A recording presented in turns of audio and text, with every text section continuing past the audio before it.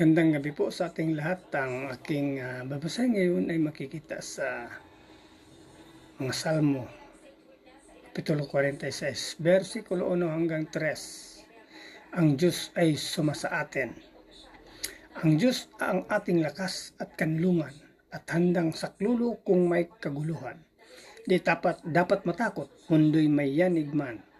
Kahit nasa dagat ang bundok matangay, kahit sa mangangalit yaong karagatan, at ang mga burol mayanig magimbal.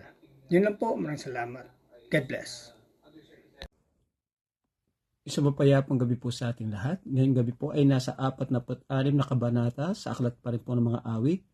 Sa talata 4 hanggang 5, ito po ang nakasaad. May ilog ng galak sa bayan ng Diyos, sa banal na templo, ligaya ang dulot. Ang tahanang lungsod ay di masisira. Ito ang tahanan ng Diyos na dakila. Mula sa umaga ay kanyang alaga. Ito po ang nakasaad sa banal na kasulatan. Laging magpuri at magpasalamat sa Amang Lumikha. Amen. Magandang gabi po sa ating lahat. Ang babasahin ko po ngayon ay mula po sa Salmo chapter 46 verse 6 to 7. Nagkakagulo ang mga bansa, bumabagsak ang mga kaharian sa sigaw ng Diyos. Ang mga tao ay parang matutunaw sa takot.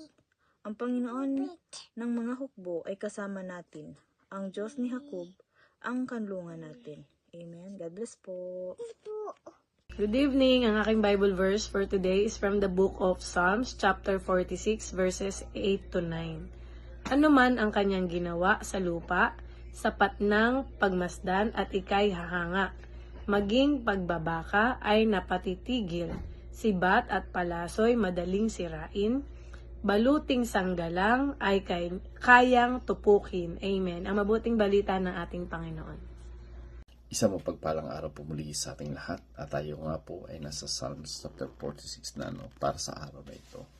Sabi po dito sa 10 to 11, tumigil kayo at alamin ninyo na ako ang Diyos. Ako'y itataas sa mga bansa, ako'y itataas sa buong daigdig. Ang Panginoong makapangyarihan ay kasama natin, ang Diyos ni Jacob ang ating kanlungan. So purihin po ang Panginoon, no?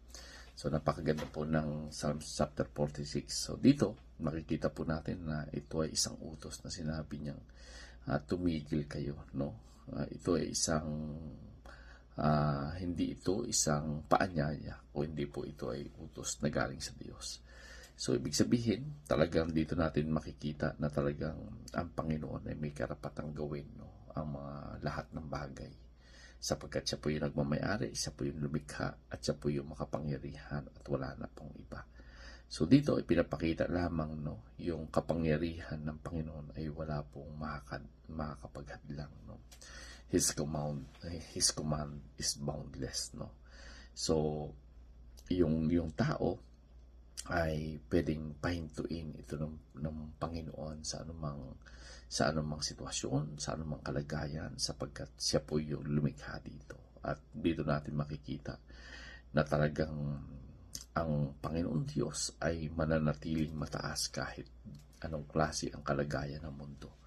So dito kung sinasabi na ako ay itataas sa mga bansa, ako ay sapagkat yung Diyos po ay mananatili po siyang hari magpakailanman, no? Hindi po siya pwedeng paltat at walang sino mang pwedeng pumalit. So ibig sabihin, anumang klase o kaguluhan sa mundo, no, ang Panginoon pa rin ay may kakayahang gawin at baguhin po ito. So dito ipinapakita lang din na talagang yung Panginoon ay makapangyarihan, no. So ibig sabihin, yung tao na nagtitiwala sa kanya ay andun po yung security, no. Kung kaya dito makikita natin na talagang yung Lord ay perfect at higit po sa lahat, yung ating Panginoon na sinasamba ay nanatili pong tapat at patuloy na yung katapatan po niya ay nagbabago. So purihin po muli ang Panginoon. God bless everyone.